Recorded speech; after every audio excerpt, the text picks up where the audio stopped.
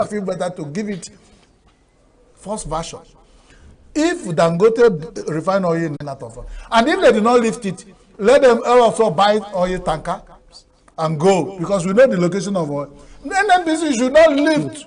We can lift oil by ourselves and sell in our downstream, dispensing centers and sell it. If it comes down to 700, it's still better. It's high, but it's still better than nothing. But these forces, they are trying the patience of Nigerians, because as every day, people are dying. Right. The stress is too much. And I still wonder how you guys manage to come to work. You don't want to. I started jogging. I started jogging. I started learning how to jog. Okay. I started carrying some. I managed to jog halfway. When it was, I know that I will miss the time you gave for it, so I have to hike an Okada. The Okada, the keke person now, even when I try to do halfway jogging, still charged a high price. It was more than what I used to pay all through, but now. All right, Chris. So because of time, we'll have to go now. It's that time. Yes, it's that time. So thank you very much. That's wonderful. Thank you very much for coming in the studio with us this morning. Thank you. Yeah. So that's that on the newspaper headlines and review. We'll go for a short break. When we come back, we have more segments lined up for you.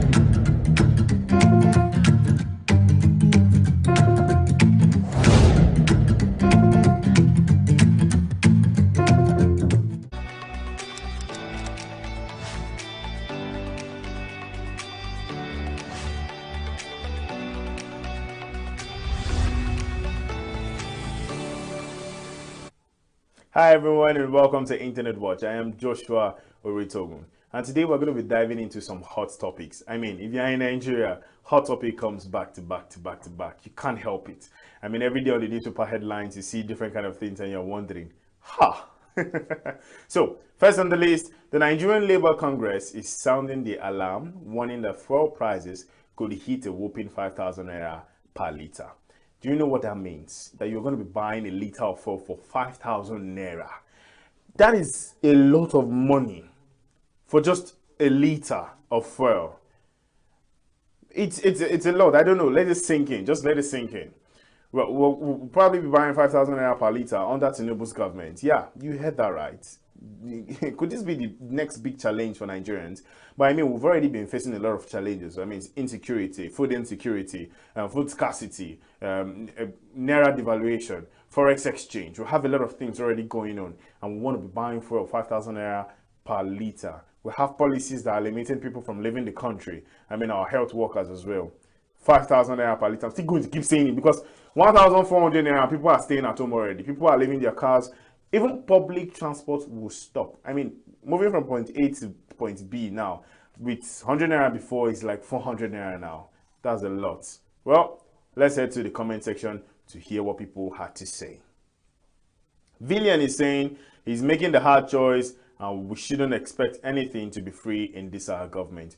We're not saying things should be free. We're just saying like things even be affordable. That Bosse can go to the market, that Yakubu can go to the market, that Chinemerem can go to the market, and they all can get things in affordable prices. Fun Studio is saying, what is this man even doing? Why are they making life uncomfortable for an average citizen? I mean, the low class, middle class, of everybody, the average is suffering. Abstract Mind is saying, how can one man keep a population of 218.5 million people in bondage? Nigerians should wake up. Well, somebody else can say this is the failure of our time.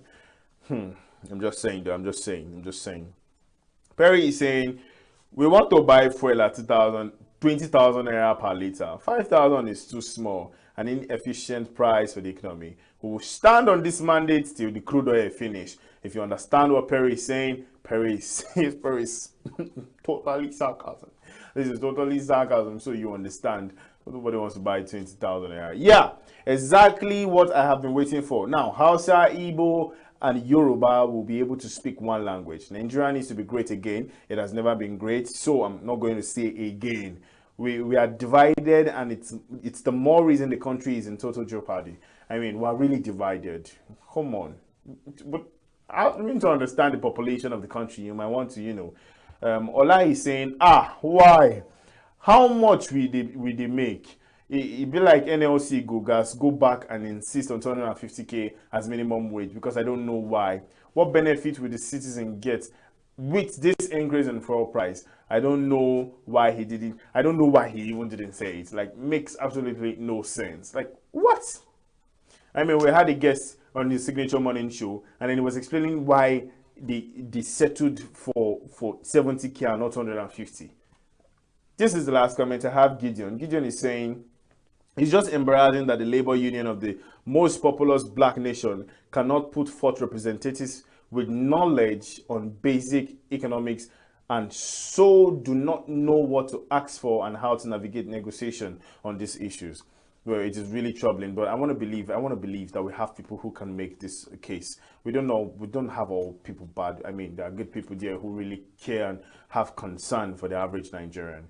Well, let's switch gear to some exciting sport news. Enough of bad news, I beg. Let's just move on a little bit. So for our second story, Nigerians' own Ademola Lookman has been nominated for African Footballer of the Year. I mean, big things. I'm so happy for him. It's a huge achievement for the Super Eagles star, and fans are buzzing with pride. He has also been nominated for the top award in the Ballon d'Or 2020. Feel of your hand in the center of the chest, put your other hand on top and push hard and fast, about 100 to 120 compression per minute. Keep going until your help arrives. I'm Joshua Ritogun, reminding you that sometimes knowing just a little can make all the difference. Stay safe, stay informed, and take care of yourself. Take care of yourself. And today I'm giving you a task. Please drink as much water as you can. Until next time, stay jiggy.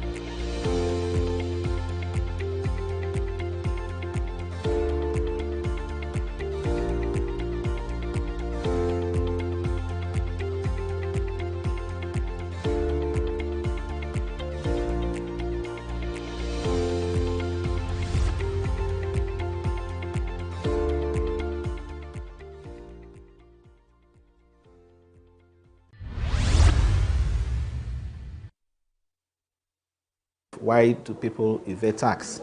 Why is it that the propensity or the tendency to evade tax is very high in Nigeria? It has to do with the social contract, the failure on the part of government, to fulfill its own part. Okay, a situation where individuals or firms provide virtually everything they need that the government ought to have provided. Okay, things like power, for example. If you're a small business, you have to bother about power. You get a generator. Water. You provide your own water. You provide your own security. You at some point too, you have to also help to do the road to your office and so on. So when you look at all these things, it does not encourage people to voluntarily say they want to pay tax, because on the part of government, they also feel the government is slacking. Government is not meeting its own responsibilities. So that is the failure of the social contract, that has been with us.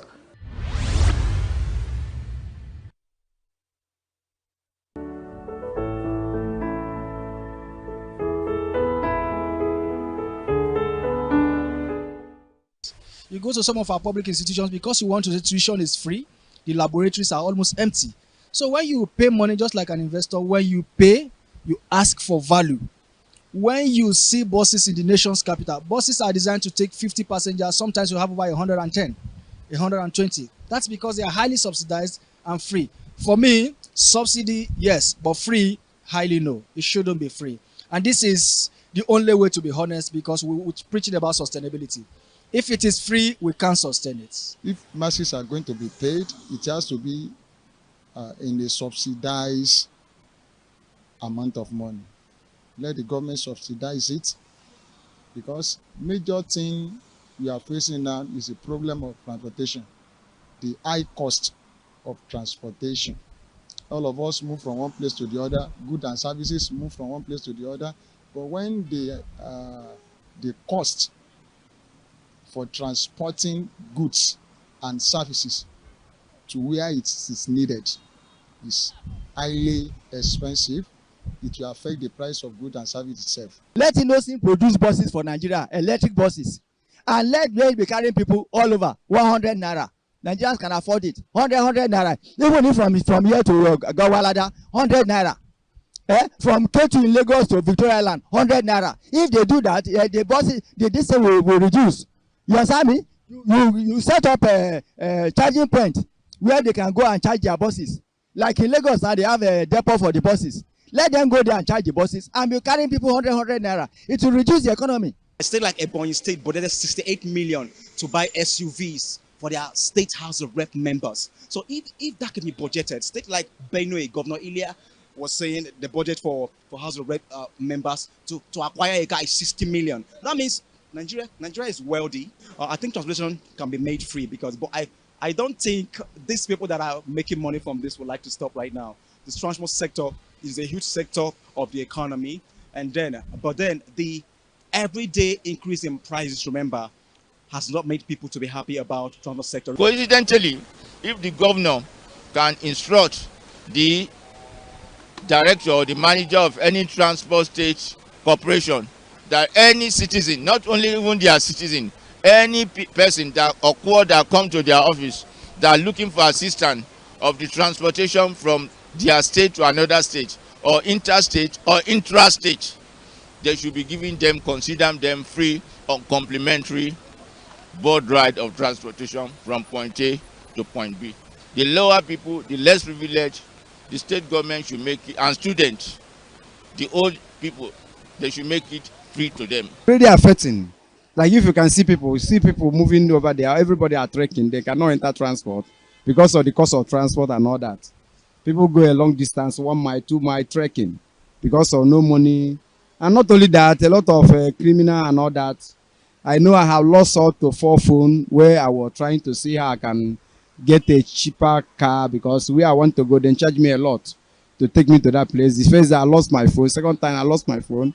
And it's because of hungry, that is why those boys increase in robbery. Abuja is not working very effectively. You know. Then the government should look into it and provide more. And they can go to countries, other countries, developed countries, go there and get there. They know what to do, and they bring it down the price. And they also consider the pass also, because the former one, the urban mass, many of them packed now in the garage. They are not working. And they ask, they say this one has a small issue, this one has a small issue. Which day are they going to visit? So they will government need to sit up to put these things in order. That is voices from the streets, where people express their opinion about different policies of the government. From the nation's capital, Abuja, I am Nasiru Usman, reporting for Signature TV.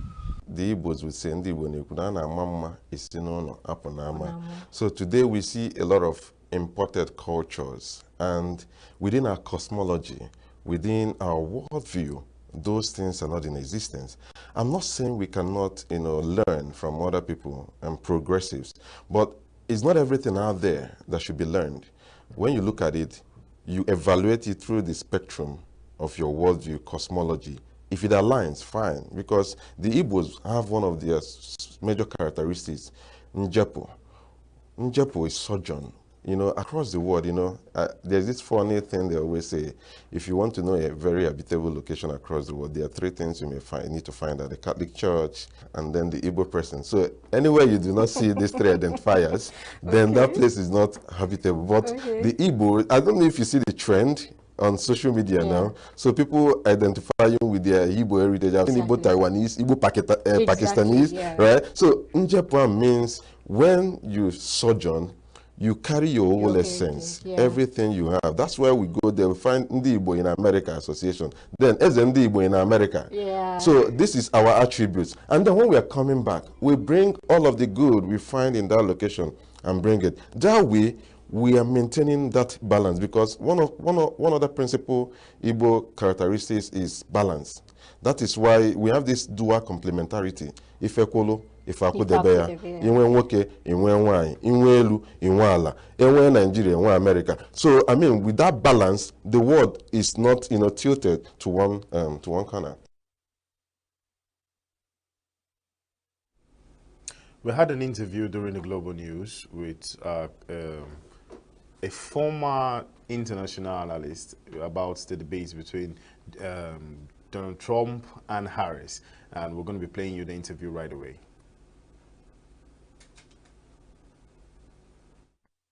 Joining me now to discuss the U.S. presidential debates, which ended a few hours ago, is former Foreign Affairs correspondent Vin Martin Obiara-Ilo.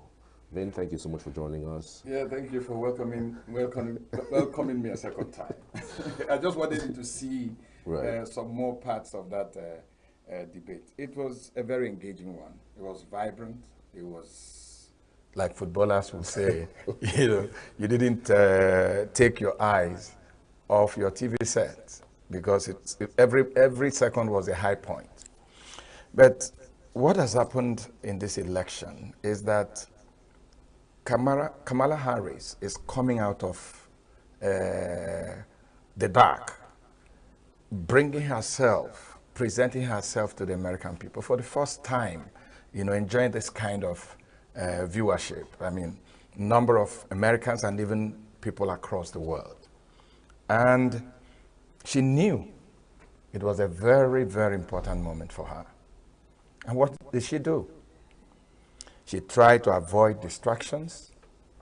She tried to remain focused. And she went into that debate with what I would call a two-pronged strategy. One was to show herself as someone who had authority.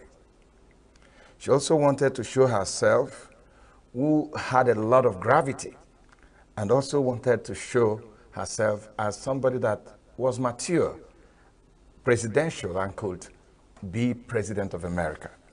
She also, the second part to it was to differentiate herself from Trump. I mean, she was very intentional and strategic about it.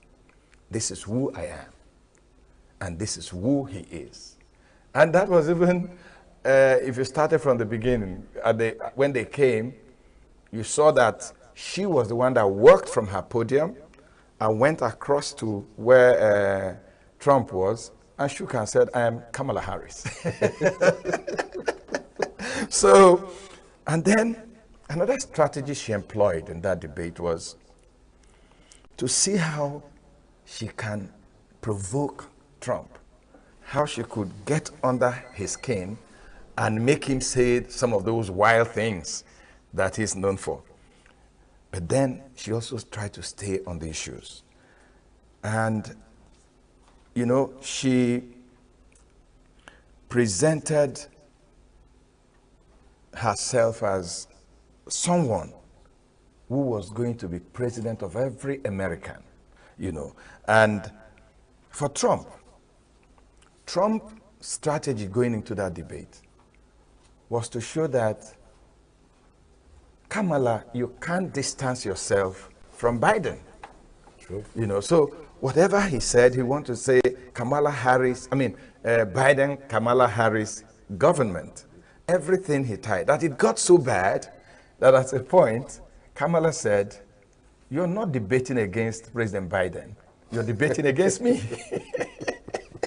You know, then the other strategy was to prove that he had a wonderful 4 years, and that all the legacies in the economy, in the defense of America, in ensuring world peace, had been blown by the Biden-Kamala Harris administration. So we saw a very robust debate early this morning for those of us in Nigeria, and it was about 9 p.m. Eastern time in the United States, you know. But that debate also has redefined what happens in the next couple of days. Because immediately after that debate, the SSRS had polled those that watched the debate on CNN. Okay. And the verdict was that 63% said Harris won, and 37% said Trump won. Of course, immediately Trump came out of the debate ground and was speaking to the press. He said, of course, he won. Because the Democrats think that Harris has done so well. So they are demanding for a second debate. And Trump says, well, we'll think about it, but the only reason they're wanting a second debate is because they're lost. So, and then that debate also saw Trump being Trump, making wild claims, even some that were immediately fact-checked by the presenters. Like when he said that some immigrants were eating dogs and pets of America. You know, that they were eating part of their, you know, he says that the immigrants are criminals and what have you. And then he said that, can you imagine that they are not even eating the pets and dogs of the so the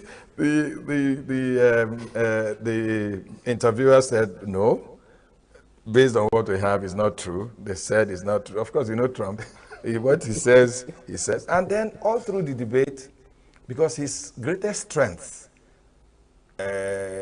according to him, is immigration and what has happened with immigration. So you ask him a question, he goes back to immigration.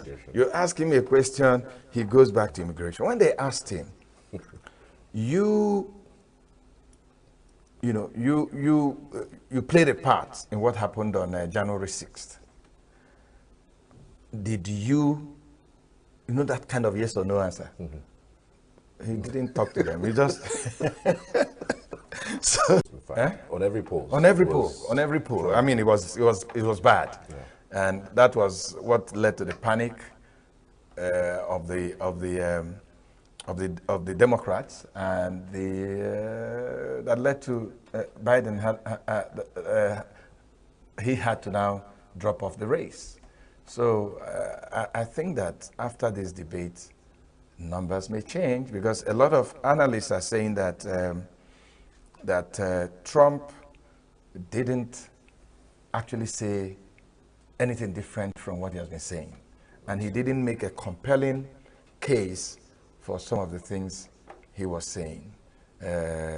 So I very much believe that it might change the numbers. All right, I mean, two key issues just before we let you go. One of them is what Nigeria as a country can learn from this debate. I mean, we've seen over the last few years, in our last two presidential elections, where it was even an issue for presidential candidates of political parties not coming up for debates like this. And this is the only time you can actually sit and watch someone up close and personal tell you what they would do, why they become the president of the country. But that doesn't happen. Do you think that we could learn a thing or two from this? And secondly, I didn't really see them talk about the significance of or the importance of security, given that today, which is September 11, in 2001, was when the Islamic attack happened.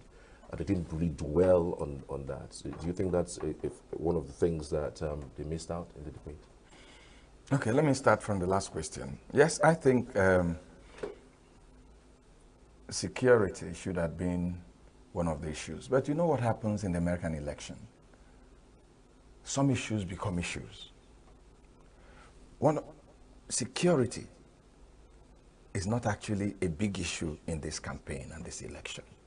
Because when you look at the American state, the challenges, security challenges, you could say they have are those internal gun violence and what have you. But I mean, talking externally, there's no big challenge. It's not like ISIS is like they used to be, or any of those terrorist organizations are a challenge. So security is not actually a big challenge. But anybody would have thought that because of the significance of today, that they were going to talk about it. But I don't think that's the big issue in this election is economy. The big issue in this election is immigration. You could also say that one of the issues in this election is what is happening in the Middle East, the Israeli-Gaza challenge. So you saw them talking about it. But then back to Nigeria, it's unfortunate, really. And I can say that the reason for this is because we are not a democratic nation. I'm sorry. We say we are a democratic nation. What is democracy? Government of the people, by the people, and for the people. How many times in the election of our councillors, in the election of our chairmen of local governments, in our governors, in the president, how many times have the votes of Nigerians counted? Is it not when somebody knows that your vote will either put him there or not put him there, that he has a responsibility to come to you to say, this is what I want to do. Haven't you seen governors who say, come to a campaign, all through the campaign, and they'll just say, well, the governor that is leaving has done so well, I'll just continue from where he stopped. And they get down and nobody holds them to account. So in the United States of America, every single vote counts. So the leaders have a responsibility to try to convince you, Charles. And that's why you see presidents, they are on the road, you're passing, they hold you back and say, please, this is what I'm going to do. Oh, you are from ENUGU. One of the challenges in ENUGU is that there are bad roads. If I become president, the first thing I'm going to do is to talk about roads. But because our votes don't count, there is a big problem. And for debates to make sense in Nigeria, the votes need to count so that our leaders will have a responsibility, a hunger, a reason to want to talk. I mean, Buhari did not debate. The current president did not debate. And you can't hold them down. I mean, what can you hold them down? I mean, in America, you can play back this debate 1 month after, or 1 year after, or 2 years after, and say, Kamala, this was what you said. And that was why yesterday I was overexcited, where I was invited, and our station really carried it. We are a chairmanship candidate in this current election, in the local government election that they're preparing for in Enugu State, called his constituents to say, I want to present my manifesto. That's the way we should go. So it's unfortunate, but I pray we get there. That was a very interesting discourse that I had earlier with from our international correspondent, Mr. Vin Martins Obiora Ilo, giving what is going on in the United States. In a few weeks from now, we'll have that presidential elections. So the debate just happened a few hours ago, and that is still trending on social media. And quite interestingly, Nigerians are excited about it. I'm wondering if they are excited about their country as it is right now, because we don't even have the opportunity to see all our presidential candidates come on stage to talk about what they would do for the country, and so much so we don't have that opportunity to hold them to account, because debates are a tool used by most countries, to look at what exactly that the presidential candidate or candidates across board would be able to do for the people. Well, let's hope that that changes pretty soon.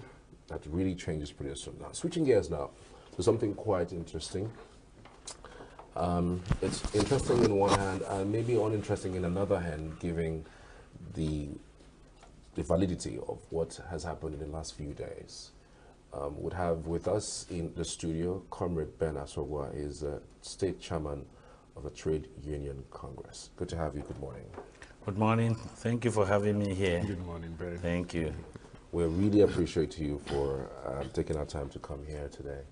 But I'm just wondering, picking from one of the headlines on our dailies this morning, some of your comrades are saying that they are regretting not participating in the hunger strike. Why is that regret coming out now? Anyway, that is a kind of personal statement, because we've not collectively come together to say we regret. We are like, I'm here in the studio. I also have personal opinion as a person, or opinions. That doesn't imply that maybe if I say I regret not being part of protests, it will now say that TUC said they regret. No. So because why we don't actually regret as a body is that we calculated the details of it. One, there are certain things we don't do. We don't join an action we don't even know the faces of its organizers. And as an organized body, we do things that must be accounted for. And we must be in charge of whatever we're doing. We must also be in control to a good extent. We don't like going into a situation where we'll be out there taking action and somebody will be doing another thing, or we may have a different motive. So we, from onset, we didn't have a clear picture of who and who were involved in that organization for the protest. And even if you look at what happened there, that would tell you that they didn't have clear leadership. So, and we wouldn't have just joined.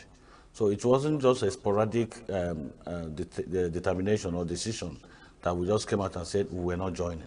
We analyzed it and said, since it wasn't really clear to us, we were not joining as a body. We didn't tell any of our comrades that would have loved to join as an individual not to. But we said as organized labor, we're not going to be part of it. So there is nothing special to regret there. However, I know that the president of NLC said that based on what is going on in the country, having seen that no action, especially actions within the confines of the law, can be too much for what is going on in the country, because the situation is worsening by the day. So the regret is not to say that we took wrong decision for not joining, but I believe it implies the need for multiple actions against anti-people policies and actions of the government. Well, speaking of the NLC president, he was arrested on Monday while going for an international conference, which was an official engagement. What's your take on this? There we go again. You see, the country is gradually sliding away from democratic approach. You see, when you look at what is playing out in the country, it's becoming clearer to us that the present government doesn't want any dissenting voice from anybody. They don't want the voice of opposition or anybody that will say anything that is different from what they have in mind. They also want to flog us without anybody crying. That is what they want to do.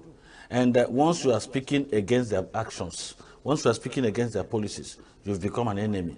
You know, the initial time the police invited him, we were saying that there was a different intention from what they were painting. And you saw it, even when he got there, there was no clear interrogation there. They were moving from one baseless corner to another. You can't even say that this is exactly what they invited him for. Now, the DSS said it was petition written by NLC, which means it's an NLC thing. Or did the NLC person or persons accuse the president of being a terrorist or what? They haven't told us. Because if it's labor matter that has to do with labor union activities, why should DSS be involved? That is the first question. Then if it borders on the nation, and you are saying this petition was written, when was it written? And why must it be when he was attending TUC conference, international conference for that matter, that you should hold him? Was there any restriction on his movement? Did you give him order not to move out of the country?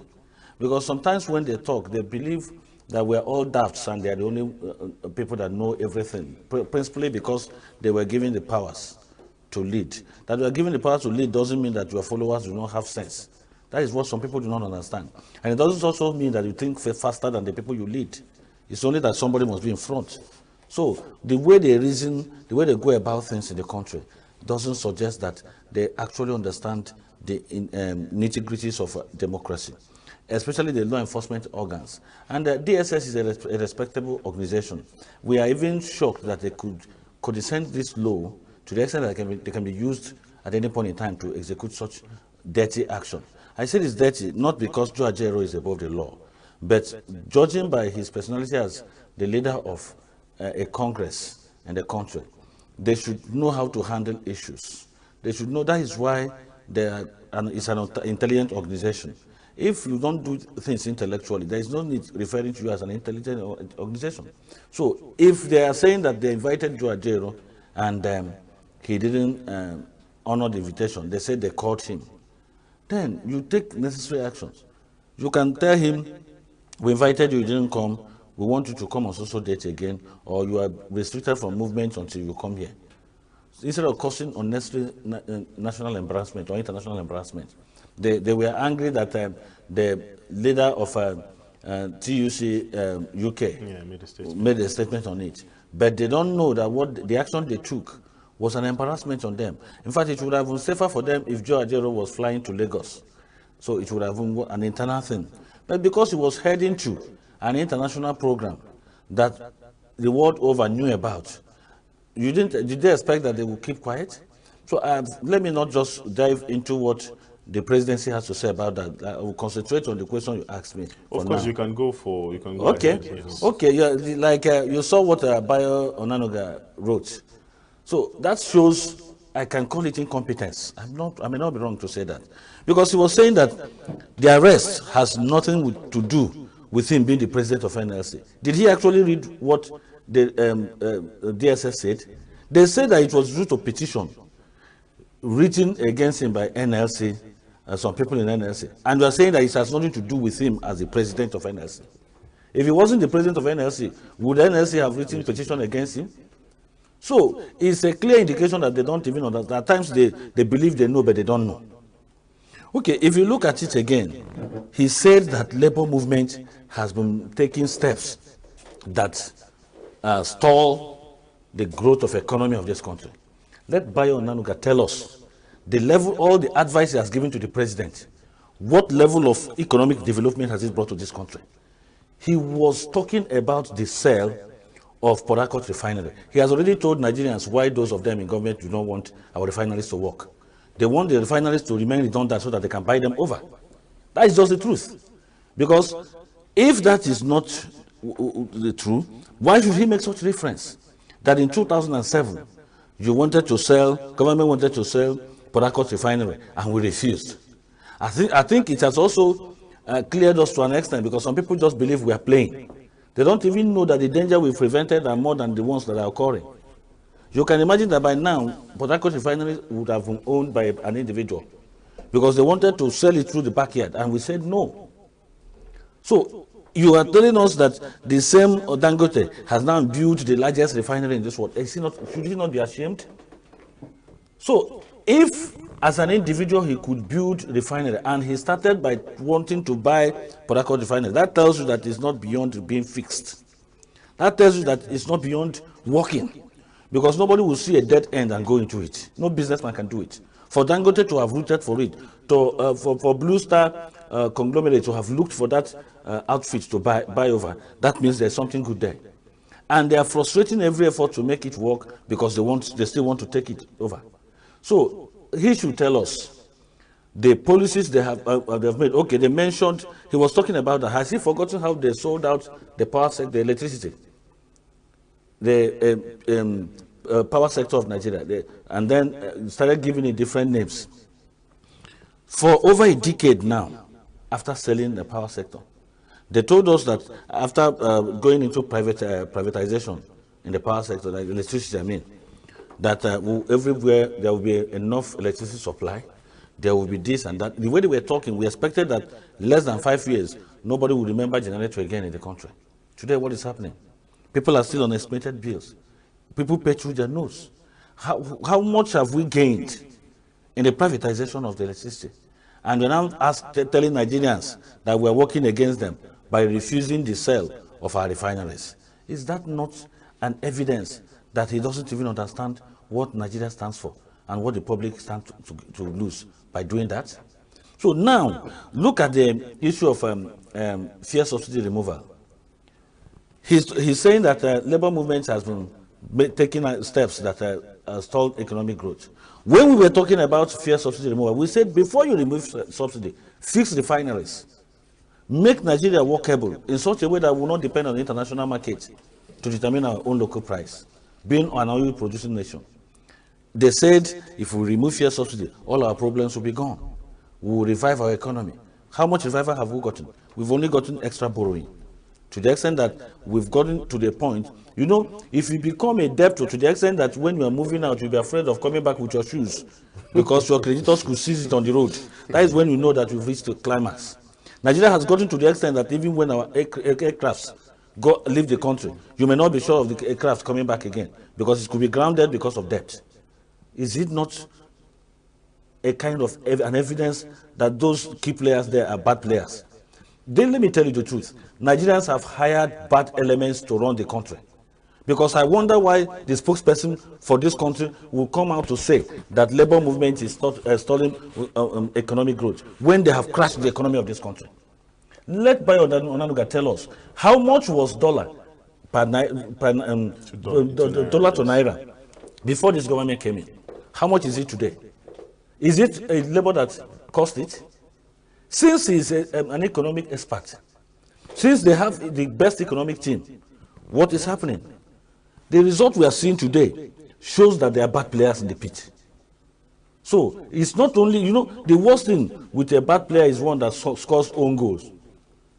Even if you're not playing well, but they keep on scoring own goals against us in this country. Right. We are running backwards. We are running backwards. I just wanted to ask this, whether it's something that you can chew on a little bit. Do you think this move by the government is, in a way, trying to stall some things that you guys are doing? Because before you guys even had the 70,000 naira minimum wage, it took a long time. This move, do you think it's a decoy by the government to stall your activities or your movement? Because it's beginning to look like if they don't do what they are doing, Joe Ajero will have time to start planning one or two things. Because you cannot increase fuel pump price more than twice within the space of less than 2 years, and then you want the workers to just stall. You know, so I'm just wondering whether you guys have any other plan aside strike or aside any other thing, because that's when he was released yesterday, you guys said you were going to have an emergency meeting to act. Yeah, that was NLC. Yeah, so I'm wondering whether you guys think that it's a decoy to stall the activities of NLC so that he wouldn't make any other move, you know, with calling workers strike or to increase minimum wage. What do you think? If I should be precise, my answer would be yes. You know, if you look at the scenario, let me tell you why they are not outrightly fighting the TUC president as well. They know that if they put both of them on the same spot of being fought this way, the whole world will know that they are actually targeting labor movements. So they decided to take Joe Ajero first. And that is why the president of TUC is not keeping quiet. That is why he has been voicing it, because he knows that by the time they finish dealing with him, they will come back for him. That is the truth. And if you look at the scenario, what would tell you that what you just asked me, that the answer should be yes, is that the scenario is very clear. Look at what they did to SRAP. Going to their office, the DSS condoned the office and they were demanding for the directors. They wanted to arrest the directors. Why? Because those people have been speaking out all this while against their policies, against their anti-human rights activities. And because of it, they decided to clamp them down. So what they are doing to labor movement is to weaken us, because it seems that in this country today, many organizations that ought to talk are no more talking. They have used tribal and religious sentiment to weaken the people. And we are the only ones standing to a good extent, to some extent. You know why I use the word to some extent? Because they are really still trying to penetrate us, using the same instrument of tribe and religion. But I know quite well that they've not yet succeeded. And because they know that today, if they take any action, the only people they will look at and see coming out to challenge them are those from the organized labor. So the only option they have is to nip it in the bud. What they are doing is to stop further action. If you watch it, the fight we've embarked on within this period of 1 year that Tinubu came into government is even overtaking what we've done before. But he has forgotten that APC is a product of anti-government action, that anti-bad government action. We spoke against Jonathan because we felt he was not doing things the right way. He himself, President Tinubu, was part of what we were doing. Then we were sent to him. Then labor movement was sent to him. Where was somebody like Bayo Nanugaden? Does he know that his master was part of a good number of our protests, directly and indirectly?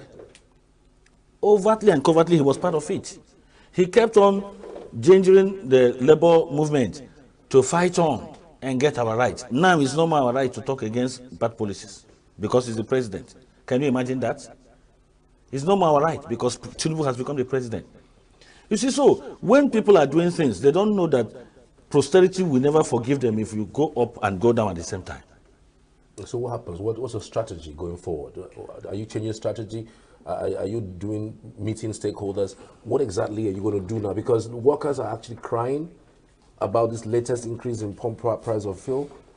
People are buying fuel for 1,002, 1,004, 1,007. What is the work the TUC and the NLC doing about this matter? All right. One thing they don't know is that if you want to harden us, confront us this way. Because when you do it, you become hardened. For instance, Joe Ajero is no more afraid of being arrested because he has been arrested severally. So there was a time in this state that the sitting governor arrested me because of an action. I can tell you that by the time I was leaving the police station, I was determined to oppose every wrong action he took. I was determined. I was more determined before I went there. In fact, one of those days, when that particular authority was talking to me, and they started threatening, I said, "Okay, you can also throw me back to the police custody. I don't care, because we must do this." Because at that point, I believe I've seen it all. Let's go on with the fight. Because we don't fight on just cause. One thing there is that we have our own legitimate strategies. I wouldn't stay here to tell you everything, because we don't act like you wake up and start acting. We act based on order of leadership. For instance, we take decisions at National Executive Council level and trickle it down. So we have our own plans. And let me tell you, what will make you understand how deceptive those in power can be, is that from onset, everything they told us they were going to do, they never did any. Remember when the fuel subsidy was removed? We marshaled out different points, different demands, one of which was CNG conversion and building of CNG plants and stations at different locations. Do you have any around? Have you seen anyone, at least start from this state where you are? Can you see any? Even if you go somewhere else to convert your vehicle to CNG, where will you get the CNG product? You cannot see compressed natural gas anywhere to buy, at least within this vicinity. That tells you how unserious. The same president told us that the Port Harcourt refinery was going to work in December 2023. Did it work? He told us he had ordered for thousands of CNG vehicles. Which one have you seen? So, even when we were negotiating for minimum wage, one of the major reasons our people agreed to 70,000 naira, which was far below what we intended, because we got to 250,000 naira and stopped there. And we were insisting.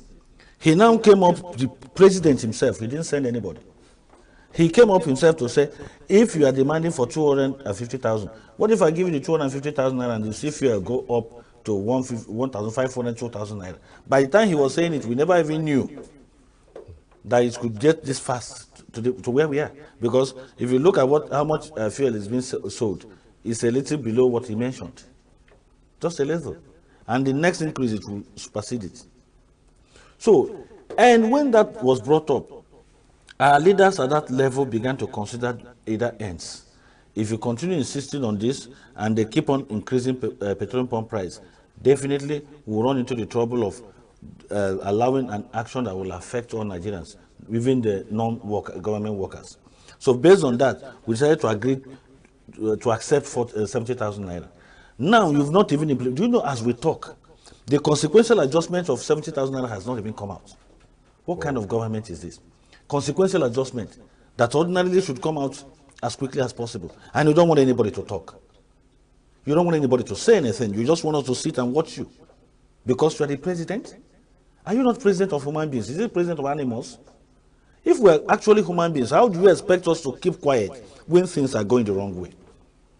How long does it take, or should it take government to produce consequential adjustments of what you even offered yourself, what we accepted out of pains, not out of satisfaction? We accepted it out of pains and out of frustration. And even to bring the consequential adjustment, you've not brought it. So he wants almost a whole year arrears to accumulate before paying. And be rest assured that no governor will even accept to pay anything like arrears. As we talk, some states, including my own state, ENUGU here, have started making plans to implement minimum wage. The problem we have now is that we don't even have any reference to make, because there is no consequential adjustment from federal government that was supposed to produce it through Salaries, Incomes and Wages Commission. So if that is the case, that also means that we are now at the mercy of governors. Recording because they in can progress. now churn out anything as consequential adjustment. It's only when you have that one produced by the legitimate authority that you can now begin to enforce it at state level. So we don't even have anything to enforce.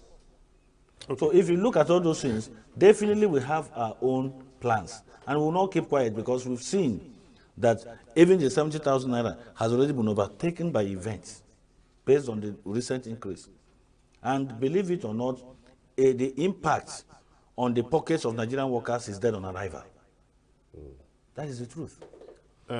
Let's look towards the DSS occupying Serap's office in Lagos. Now, just like you said the TUC president has not also kept quiet, because once they are through with Ajero, they'll be going for him. Do you think there should be a joint effort between the TUC, NLC, and the Serap to combat this move from the government? Anyway, if you are saying there should be, it will look futuristic. Even as we talk, we've had some points of agreement. But what we don't do is making it look like we are working together with them on the same bench. What we do is that when we have common issues, we come together to agree on what to do. But they work as an organization of their own. So we have TUC, we have NLC, and centrally we have what we call organized labor, which binds the two organs of labor movement in Nigeria together.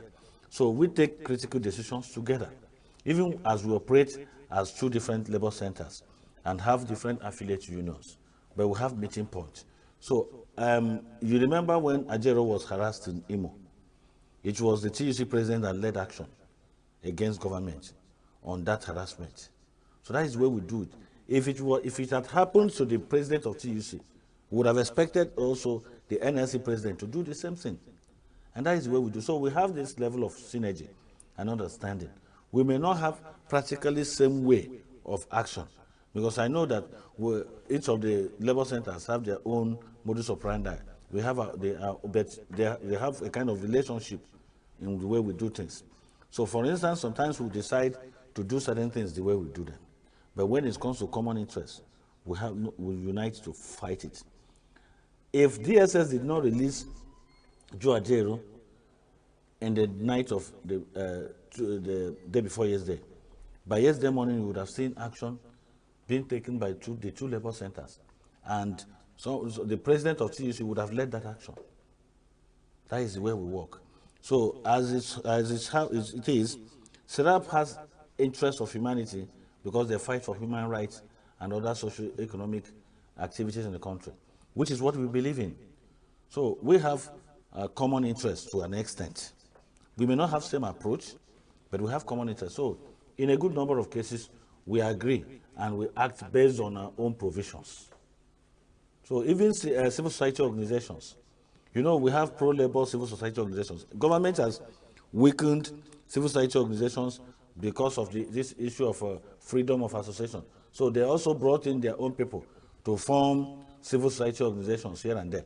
And that is why if a group comes out to condemn bad policy made by government, you see one civil society organization coming to attack you or to defend government.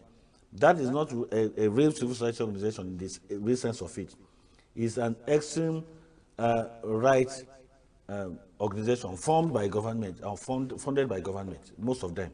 So it might not be all of them, but most of them. But what is baffling us is that what you see today, you know, when we talk about fascism, that is authoritarianism in the real sense of it. It doesn't just start, you wake up and say authoritarianism. No, it starts as a gradual thing. The present government is becoming intolerant to opposition and different opinions. They are becoming intolerant to criticism. But a good leader should understand that when people condemn certain things, it helps you to reshape your system and your thinking. Right, but again, so many persons think that you people have been compromised, given what has happened in the past, especially as it concerns accepting 70,000 minimum wage, that you guys stayed on 250 for quite a long time. In fact, you started from over 500,000 down all the way to 250. And it was when, at the point you met with the president, that was when and it wasn't even, it wasn't, they said that the meeting didn't even last up to 20 minutes. You just accepted. And then now you are saying, you are confirming that he mentioned to you guys that, do you want this thing to remain at 250 and then we increase it? I mean, even in South Africa, the minimum wage, if you calculate the Rand to Naira thing, is around 375,000 Naira minimum wage. And the price of 1 liter of fuel is 21 Rand. In terms of Nigerian currency, is 1,800. So that would have been a better option, in fact. If you have 250,000 naira minimum wage, and then you increase the popcorn price of fuel, Because we're buying it was more like a missed opportunity on your part. Don't you think so? Okay, you think that way? I want to ask you, how many Nigerians are civil servants, are public servants? How many of our people are earning salaries? So, and when we defend workers, we also bear the masses in mind. We don't take steps that will just benefit us and negatively affect the public. We know. Ordinarily, you know, we are no more bothered about allegations of being compromised or whatever. That is Nigerians for you. Sometimes they turn and fight their own and then uphold. That is why even if you repeat election today, they will make the mistakes that they've been making because they have wrong judgment on every issue. I'm sorry to say this. They have wrong judgment on. So, is it because we were compromised that government is now chasing after our people? So after compromising, after selling out the rights of Nigerians, the same government that we sold the rights to is now coming to arrest the leader of NLC as a compensation, as an appreciation for compromising on their behalf. So you see, that is why I say that sometimes we don't reason things the right way. Ordinarily, they should have known that by the actions and inactions of government, there is nothing like compromising there. They're even seeing us as the enemies they have in the system. If not, they wouldn't have been looking at us this way. All these actions you see coming up wouldn't have been there. You see, it was only organized labor that came out boldly even during the election to take certain steps, which is still a point of anger in the mind of the president up to date. In fact, it's one of the reasons the presidency is angry with Joe Ajero as a person. One of the reasons, because sometimes we keep on shying away from the truth. Is it a spirit that will tell us the truth? One of the reasons they are practically fighting against Ajero was some steps he took during the election. So it's both personal and political. Yes, and political. You saw it in the letter written by Bayo Onanuga. Let it just be that I'm guessing. Bayo Onanuga said that he has decided to play partisan policy. Does he think that it's only in Nigeria that labor movement plays partisan policies? Go to Germany. It's a labor leader that is the president, and it was the labor movement that determined that. Go to Cuba. It's the same thing. It's the labor movement that calls the shots when it comes to politics. They will tell you that this person is, that he has all the contents of a tyrant and cannot be the president, and that person will never be the president. And they will boldly say it. So in Nigeria, as a labor leader, if I mention anything against you during the election, you will go and cock it somewhere. Every day you open it and check the contents. Because he said, is Joe Ajero not a citizen of the country? Does the law not permit him also to participate in politics? You know, initially they were caging public office holders and civil servants from participating in politics using ordinary policies until the Supreme Court quashed it. If not, they would have sued him. They would have taken it up against him that as a public servant, that he shouldn't have participated in politics. So when you look at all these things, that tells you that when we talk about compromising, see, labor movement is not an anti-government organization. We are part of government. We don't even fight them. But we don't believe you should take wrong policies or take wrong actions, and we'll be watching. We are the spokespeople for the masses. As an activist group, it's our duty to ensure that we checkmate some activities. We don't antagonize. If that is why each time we say don't do this, we'll give you an alternative. We don't condemn what we are doing without at least profiling solution to it. That was why when we pushed for subsidy to remain until they fixed refinery, when we now saw that they were hell-bent, in fact they removed it, we started devising alternatives. We said do this and do this to relieve the pains of the masses. So when it comes to agreeing to 70,000 naira, let me tell you one thing. It was never because anybody was bribed. We looked at it beyond the workers, beyond salary earners, those that are earning salary from government. And let me tell you one other thing you have to understand. The value of money is not in the mention of the amount, but what that money can do. It's what it can do, what it can buy for you, what it can achieve for you. That is what determines the value. We could have earned 250,000 naira that inflation will erode. But unfortunately, the same government, chameleon can never change. It's still unleashing more mayhem on Nigerian workers and the masses. Because we didn't expect this sporadic increase again. At least if they were wise enough, they should have kept this thing under control. At least to implement the minimum wage. And we'll see the impact first. Let people breathe first. And you know, we have a very bad system right now We don't even have the legislative arm. We have a rubber stamp legislative arm that passes everything into law. If you want to sell those refineries tomorrow, the legislative arm we have in the country will stamp it without discussion. Wow. They will just come and mention it and stamp. And that is why we are standing bold to say, don't do those things that will rock Nigeria. Because they don't understand that, in fact, what they are interested in is accumulating wealth for themselves. But they should not worry. If you continue accumulating wealth to the disadvantage of the masses, someday even those your children you are leaving the wealth for may not be able to enjoy it, which is what we are seeing today. All this insecurity and whatever you see, they are part of products of bad leadership we've seen in the past. Comrade Ben, that's over. Let's leave it there for now. We're going to continue engaging with these issues with a view to finding lasting solutions. Thank you again for your time. We truly appreciate it. Thank you very much. All right, we're back shortly. We're connecting to Abuja, the federal capital, for more on the discourse related to something very important you'd like.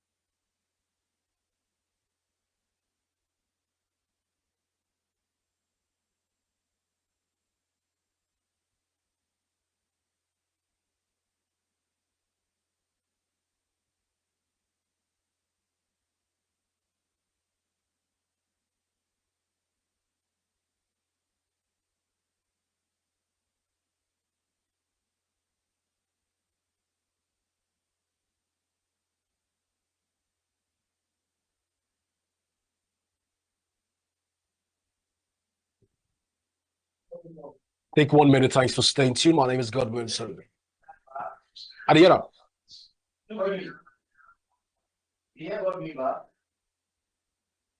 Okay, so now it's good for me. Is you help me go the water and get it down. Maybe just keep us like.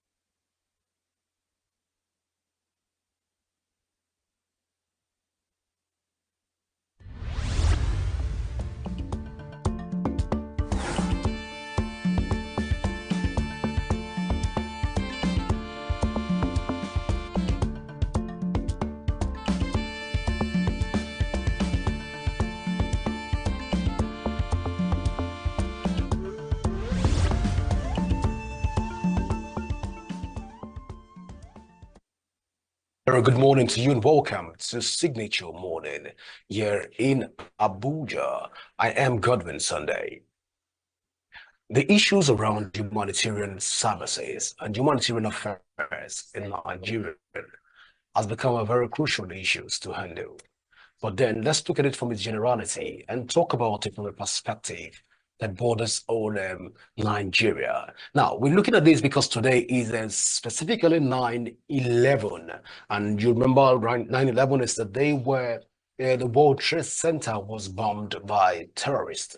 But then let's look at humanitarian service across Africa and by extension, Nigeria. And joining me to do a critical analysis and perspective discussion on this issue this morning is Garba Adamu, who will be helping us to talk about this. You're welcome to Signature Morning, Ambassador Garba. A very good morning to you. Thank you very much. All right, so let's talk about the various responses to humanitarian services in Nigeria. We've had occasions to have recourse to talk about the various Boko Haram and other banditry attacks. How have we felt? How have we dealt with humanitarian services so far as a country? Okay, very good morning to us. Interestingly enough, if we are talking about humanitarian service, now we are talking about the terrorism aspect. If you're talking about the Boko Haram, and we're not talking strictly on a regional situation, which is in the north. Well, the terrorism aspect is felt every part of the country, but it's higher, it's more risky, it's more threatening in the northern part of Nigeria. And the humanitarian services that is extended to that level has been very insufficient in part of the arms dealing, and curbing the terrorism in that area. But if you look at the other aspect of the support to orphanage homes, displaced people, women, widows, some NGOs are really trying their own little aspect. So, they are partnering with some part of the governmental aspect, and at the local level, same. Now, if terrorism is not cured in a security way, it's going to be difficult for some humanitarian service to reach down there, but it's all about security situation. There are people who have the willpower, who have the drive, who are philanthropic people, who are ready to carry out, to reach out to the community, to the local level, to the people in need. As much as it can be identified, it can be strategized, and it can be worked out. We have various NGOs, other organizations, other humanitarian organizations, other civil organizations who are taking cognizance with how to reach out to the people at the local level. But the banditry, the terrorism is something else to talk about. At that region, in Nigeria, the North have been put into fear. To go to the North, you are scared to come out from the North, or anybody here about the North they are scared about it.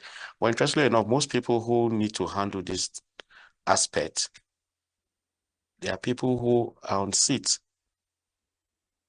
who handle this security situation to make people, to make the community, to make the citizens feel the impact of the humanitarian services at the North level and Nigeria as a whole. We have organizations, we have NGOs, organizations from the southern part of Nigeria or at the international level support who are ready to bring in their scenarios to the North and to assist them and assist the populace. But interestingly enough, as I said earlier on, it's just a security situation. If it can be tackled, which it's going to be a very good one, fine and good. The humanitarian services will work very well. All right, Garba. A lot of times in Nigeria, we've had situations where the philanthropists tend to carry out humanitarian services, and we see the communities beckon on the government and governmental officials within their scope to intervene, and the government turn black eyes usually on the situation. A case study is that of Benue State. So let's look at this. Is it that the government is not human enough to be able to cater for humanity? Or what is the strategy for us to move Nigeria forward in terms of our humanitarian services and disposition of our humanitarian affairs? Well, we can't say the government is not human enough. Who are the people in the government? They are humans. Where are they going back to? The same system that they come up from. They are not going to be there forever. They are human enough, but it's more like they need to provide an enabling environment for the philanthropic people to put in their best also. The only way they can show how much human they are, the enabling environment is provided in the sense that good roads, the amenities are there, the water is there, the light is there. Now, any philanthropists that really want to bring out any type of humanitarian services in those states or those regions, it's just for you to think out of the box. Okay, the government cannot think of everything to do by itself. It's trying to privatize a lot of things. If some of the philanthropists can identify states or regions, they know that we can build this industry here, like, for example, the Benue you mentioned, they are rich in fruits, they are rich in food. You can build an orange factory in that Benue or mango factory in that Benue. You have not just created only job for people, but you have created a means of investment in the state also. So what are they going to partner with? The state government or the local government? The need of the thing there we need to do, the needful thing there that need to be done is transparency, sincerity, and integrity. Once as humans, we first of all think of ourselves as humans first. What can we do for our people? Because if we can do for our people, we can do for ourselves. Once we think about that, we know that these people, we are inside the people and we're among the people. By the time we know that we have this kind of amount of money, we look at those people who are technocrats, who have those ideas, who have the means and the willpower to do it. Some people have the financial power to do it, some have the willpower to do it. They all come together and make sure that, yes, it works. Now, they're partner with the government. The private sector partners with the government. And if the government doesn't say, know that, okay, I won't be in this government seat forever, whatever it is, during my time, I know I made an impact in this region, I made an impact to my country, or I made my services to my state. They know that, yes, there's a reason for them to take out this.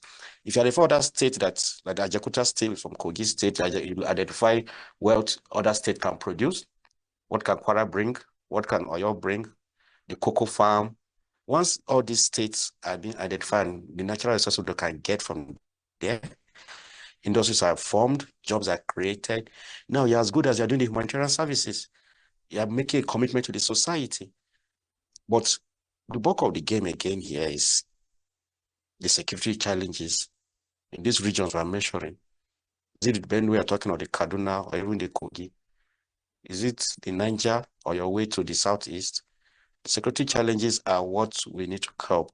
So we have people who have that idea, who have that time, who have that finance, but they are being skeptical to put their money where their heart is not, despite they know there's something that can come out from there.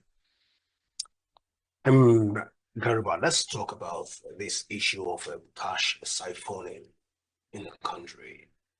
You spoke about issues where the government can build up a compass where philanthropists can come together, recoup funds, be able to support humanitarian services. But then again, we've had a situation where people siphon public funds and trust has been lost in the system. So let me bring this to you. Do you think at this point Africans are known for humanitarian services? We're known for humanity. You get to the far north, they get to welcome you elaborately. You think at this point we are missing it in terms of our human nature as African by imbibing various form of modalities that is currently affecting us in our humanitarian drive? Right and well said. We're not missing it in our humanitarian services. It's part of our culture. It's among, if you have been able to travel, or whoever has traveled around the regions of the Nigeria, it's a tradition embedded in most cultures of most regions I know I have visited. They have that welcome.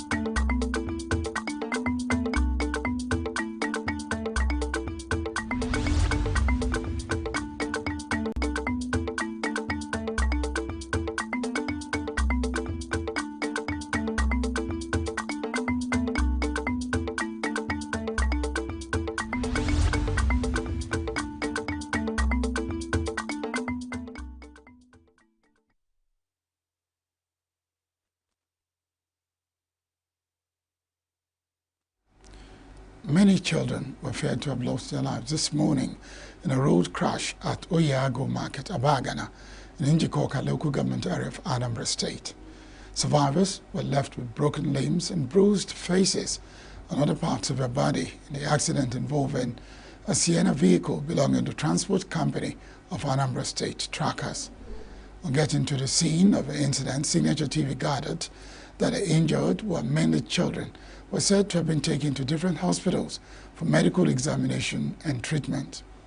According to sources at the scene of the accident, Sienna vehicle lost control and ran into the roadside traders, taking a big toll on the juveniles buying and helping out with their parents to sell their wares.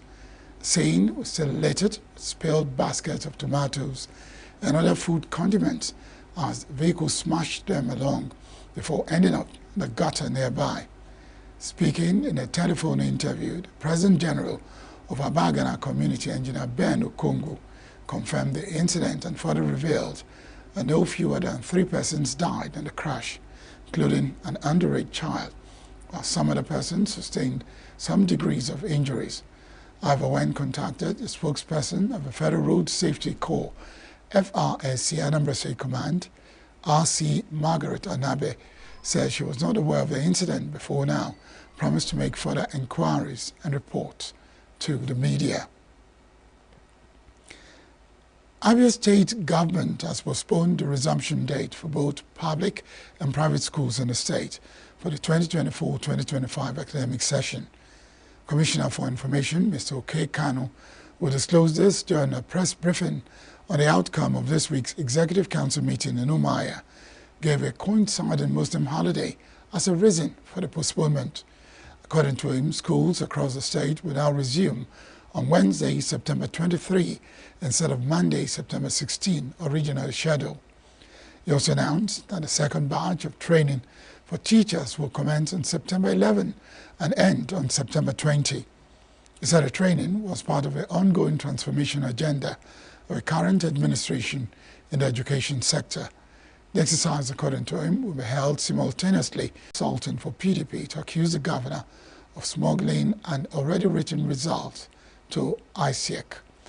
Imelumba was responding to a press statement by PDP through its publicity secretary, Lancelot Obiako, to the effect that the government was set to rig the election. Dismissed the PDP as a failed party that is ill-prepared for the election. Commissioner criticized PDP for always raising a false alarm to attract sympathy instead of going to the field to campaign. Imelumba also made it clear that ISEC remains truly independent and will therefore conduct a credible, free and fair local government election on September 21, 2024. The Imo State House of Assembly on Tuesday passed a motion urging Governor Hope Uzodimma to immortalize the late President General of Ohaneze Ndigbo worldwide, Chief Emmanuel Iwanyao. The motion was sponsored by Innocent Ikpemezie, representing Mbitolu and 8 other members. Ikpemezie described Iwanyao as an iconic figure of national and international repute. He said that the late Igbo leader also played significant roles in national politics and sports, in addition to its many philanthropic works. He further said that as an elder statesman, Iwanyao preached unity and oneness during his time as the President General of the Apex Igbo Social Cultural Organization. He therefore called for the Imo International Conference Center to be renamed the Chief Engineer Dr. Emmanuel Chukwuemeka Iwanyao International Conference Center in honor of his memory. Supporting the motion, John Leuba Ihoa, representing Ikeduru, described Iwanyao as an international statesman who did well for the country in so many ways. Clinton Amadi, along with Obinego, also supported the motion and described the disease as a pride of Igbo people who deserve to be immortalized, considering its contributions to humanity. Ego said that he worked hard as a detribalized Nigerian to give Igbo people a sense of belonging and called on Nigerians to emulate him. Following more contributions and votes in favor of the motion, the Speaker, Chike Olenbe, ruled in favor of the motion. Still in Imo State, the Nigeria Police Force says operatives from the Imo State Command arrested 5 suspects linked to kidnapping in Obinze, Avo, and Iagua in Imo State and the rescue of kidnapped victim. The force said it's not insensitive to the insecurity and kidnapping in the state. Statement issued by the force spokesman, ACP Olumoyiwa Adejobi, said the suspects were nabbed on the 21st of August 2024 in Avo, Imo State. ACP Adejobi gave the names of the suspect as Umaru Usman, 40, from Mori in Sokoto, Tuku Yao, 25, from Dawakin Kudu in Kano State, Musabao Sabo, 18, from Warsaw Local Government in Kano State, Abdul Ibrahim, 30, from Sokoto State, and Jibrim Idris, 35, from Sokoto State. According to the statement, the force also recorded another groundbreaking achievement with the arrest of one Mwoba Alex, a 25-year-old male from Ezza local government area, Ebonyi State, on August 21, 2024. Suspect was arrested while attempting to rob 2 residents at gunpoint near Aladima Primary School, Owerri. It recovered from the suspect were 1 locally made pistol, 2 rounds of live ammunition, and torchlights. Inspector General of Police IGP Kayode Adeolu Egbetukun further reaffirmed that more investigations are going on. The ENUGU community in Njikoka local government area of Anambra State has officially reacted to the gruesome murder of 3 of their indigents on Monday and injuring of many others at the Isionye land boundary with Northia community. A statement signed by the President General of ENUGU, Chief Patrick Moji, expressed the shock and disappointment of traditional ruler Igwe Ralph Ekpe and that of the entire community over the incident. Statement, while condemning the unprovoked attack on members of Isionye and Ire villages, however called for calm and restraint from ENUGU people, even as it assured that the security agencies are on high alert to apprehend the perpetrators of the crime. The traditional ruler has also extended its gratitude to Governor Chukwuma Soludo for his quick response demonstrated by the personal visit of the Deputy Governor to the hospital to commiserate with the survivors and evaluate the situation. And in a separate statement, the Northia Progressive Union expressed shock at the killings that occurred on their soil and communal land, describing it as a senseless act of violence. Statement urged law enforcement agencies and security outfits to do everything within their power to arrest the perpetrators and bring them to justice, as failure to do so in a timely manner may lead to the breakdown of law and order. It commiserates with the ENUGU community for the loss of their indigents. Statement expressed concern over publications alleging that the killers were sponsored by unknown individuals from Northia and enjoined citizens of both communities to desist from such inflammatory comments that could heat up the polity, recalling that ENUGU and Northia are and will always be brothers. That's the news. When we return, we'll begin our conversations. Stay with us.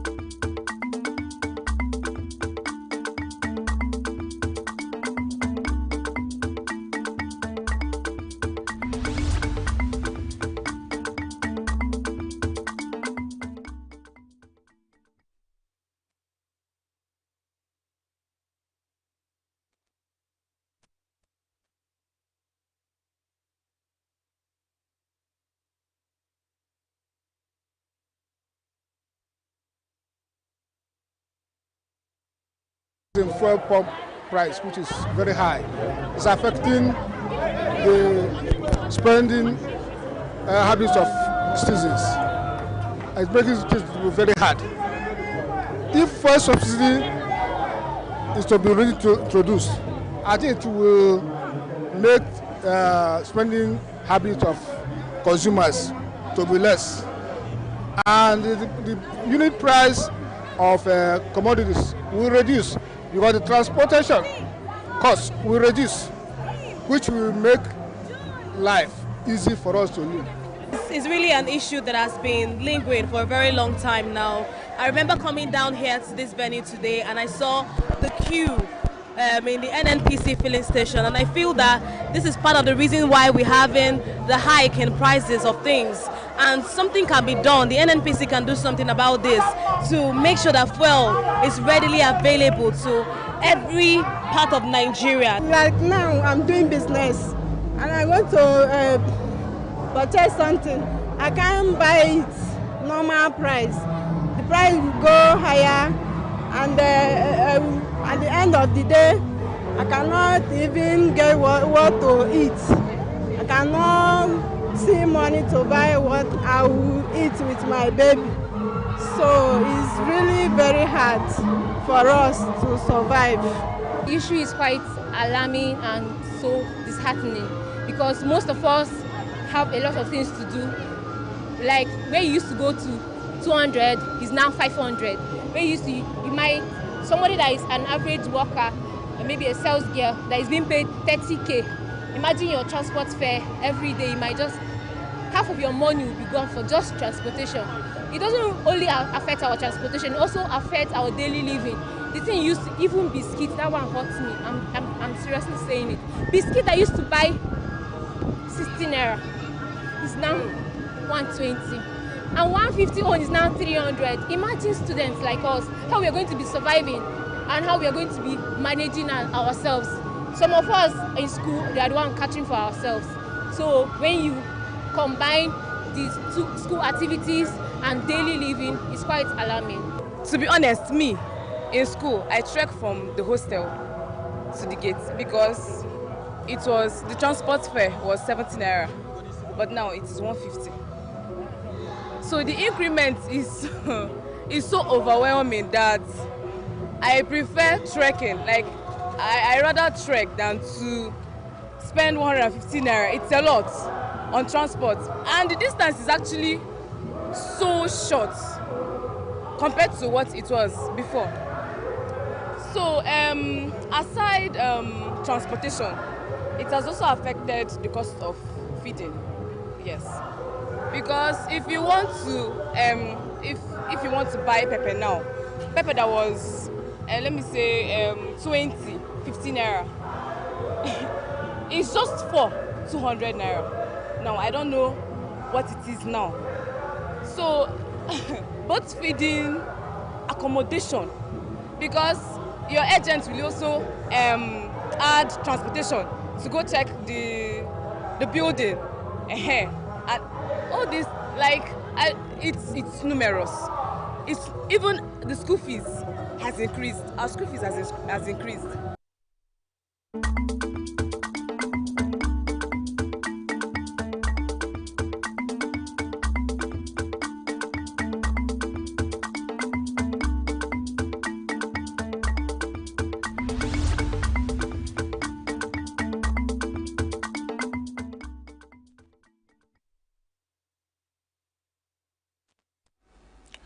In 2023, Save the Children did a survey, and the results show that all over the world, the #1 problem was hunger. #2, it's related, poverty. #3, still related, malnutrition. It automatically means that one way to end hunger, poverty, and malnutrition is to ensure that we have food security. Because with food security, you would have gone more than 80% of solving the problems or the needs of the world wherever you are located. But for some communities in areas that should have been a treasure, a land of fortune in terms of agriculture, it is not good news for them, because for several years and down the past decades, they've been facing communal crisis. Did I say communal crisis? Not that of type of communal crisis, but crisis in terms of having skirmishes and run-ins with herders, Fulani cattle herders. It's been going on for several years. And as this situation has been going on, definitely it impacts negatively on the security of the communities and food security. How have they been resolving such issues? And what is the current situation? Remember that within this year, Signature TV did bring to you 2 reports. One was from the Adada area, and the other was from Nimbo. And they were all reports about attacks from Fulani herders.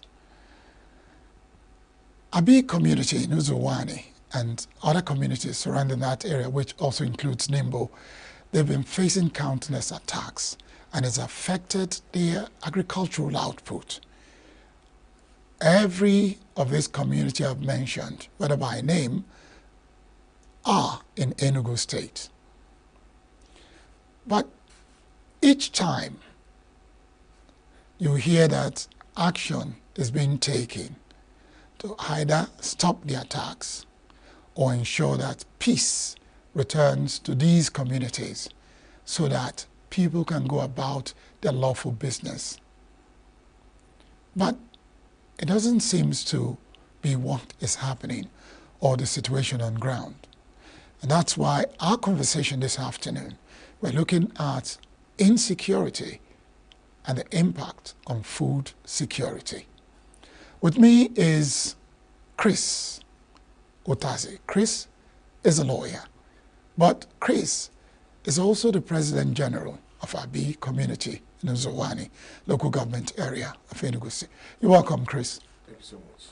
Welcome to Southeast News. My pleasure. I can't tell your story better than you.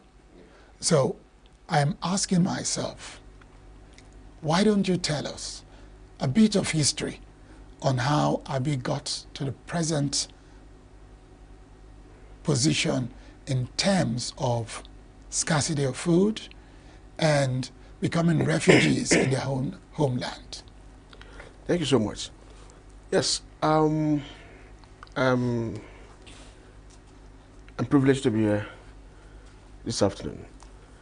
It's been a long story of herders from mass crisis in my community, Abi. I would remember when I was a boy, we used to go to the farm with our parents. In those days, the Fulanese, they used to bring their cattle grazing through the lands, and then we used to discuss with them. Sometimes if they kill a game, they will give us. We'll give them water, and then we used to exchange goods like that.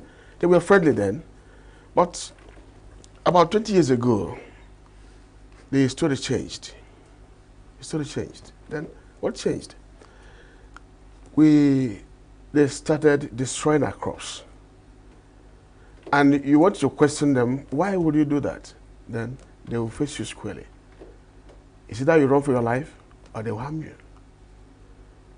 So it's been a very sympathetic story. Now, Uzuwani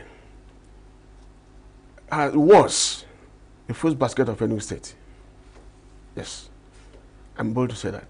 But these days, the story has changed. I could remember when you returned from the urban area to the village, then the wives in your village, they will be contesting who will give you food for the night. Anybody who doesn't eat his food will see you as not friendly to him. But today, if you go home, they will ask you, what have you brought for them? Those days, we used to carry food from the villages to the township. But this time around, we used to buy from town to the villages. It's a very sorry state of events. Now, those days, I remember we used to go for hunting using our cutlasses and sticks in the farms. These days, we can't do that. Now, they didn't just destroy our crops. They started raping our women, kidnapping our men and killing them, you know. On some occasions, they will get to, they will see you with your wife in a farm. They will ask you to naked your wife and then watch him rape your wife. I mean, it's turned to something else. And the worst part of it is, what they do now is they get to your farm, they don't allow the cattle to feed for them. They will cut down the maize, the cassava, and then arrange them for the cows to eat. You see them live. It's not as if I'm telling stories. So, okay, you are aware of the recent killings in ENUGU and Nimbo particularly. It's a headache. So, people have been crying to the government to come to our rescue. I remember when the immediate past governor, the one that happened about 5 years ago, he came down to Nimbo and saw the massacre that happened. He shed tears. He promised us heaven and earth that once he got back, he would provide us with all security gadgets and all of that. We looked forward to that, but nothing happened. And it's pathetic. Now, this present governor, when there was another massacre at ENUGU Nimbo, he came, he saw, and then he made his promises. That was about 2 months ago. So we are looking forward to his assistance in that direction. So now, our people are in a fix, serious fix. It has, this incidence of headers from mass crisis has taken a ripple effect, in the sense that there used to be a social life. For instance, when I was younger, we used to go for to fetch oil bean seeds. We cracked them, or rather we took them to the market to sell, make some money. We used to go fetch for these snails in the bushes. You know, get them, go and sell for our money. We used to buy, use the proceeds to buy pencil, pen, you know, books, exercise books, and all of that. It can't happen this time around. So, people have been pushed back home. And if that's not enough, they have followed us back to our homes now. We used to cultivate lands in our homes because they were infertile. But this time around, having no other option, we started to that. But they have not allowed us to do that again. Right in our homes, not in the farm, in our homes. 5 days ago, one village called me on phone that the herders have taken over their village square. You know what I mean by village square? What's the name of that village? Ajonobo in Abi community. Yes. That area comprises Ikwaka village, Anashara village, Ugwabada village, Amundo village. There are 4 villages in that clan. Then I called my CSO, the chairman neighborhood watch. Please draft your men there. This is something else. They want us to leave our homes again. For where? Where do we go from there? So we are in such a sorry state that we don't know what to do. We don't know what to do now. You don't pursue something that bites with a bare hand. These people carry sophisticated weapons, which we don't have. How do you challenge such people? Now, after the last attack, yes, you did say that you were told that certain things will be given to the community, probably more security men and all that. Yes. My question is this. Yes. Well, was there also a sort of protocol on, if you have an attack, the various levels of report? You remember you did say that you were busy calling your own vigilante group to go out and ensure that the place is secure for the villagers. Yes. Did that lead to you also informing, for example, the divisional police officer, the local government chairman, and then up the ladder? Yes. Thank you. Now, each attack that happens, we make a report to the DPO. Every attack that we have, we make a report to the DPO, and then to the local government. About a month ago, we had a meeting. All the presidents general in the Uzuana community, Uzuana local government, sorry, with the area commander of the Isuka area command, with the DPO of Uzuana, DPO of Nimbo, then with the HPM of the local government. Then on this very security issue, we invited the headers, the leaders of the headsmen. They came at the King Hotel in Suka. We had a meeting. Then we discussed on how to organize a peace talk between the local government and the headers, their leaders, the alliances that own the cattle. So it is yet to be done. We proposed a committee. Let there be a joint committee of nominated persons from the local government and the headers, who will be monitoring the activities of those boys they give the cattle to graze the cattle. You know. But it is yet to be done. Now, what happened that day was that the area commander then sounded a note of warning that let there be no further attacks on any community in Uzuane, pending when this committee will be constituted. That meeting took place before the recent attack at Nimbo. So they were violating that order or that directive given by the area commander. So we've made reports we always make report to DPO, we always make report to local government authorities, and then we have written many times to the state government through our representatives, House of Representatives, and then our House of First Member. So we are waiting their response. But now, let's take you back just 5 days. Yes. After the area commander has given an instruction. So before you got into the studio this afternoon, was there any response from the area commander concerning that attack? No, this attack happened 2 months ago. No. Remember, you said 5 days ago. Yeah. Okay, the one... For people to come and take over the village square. Yeah. Yes. We made a report. And what was the and no response yet.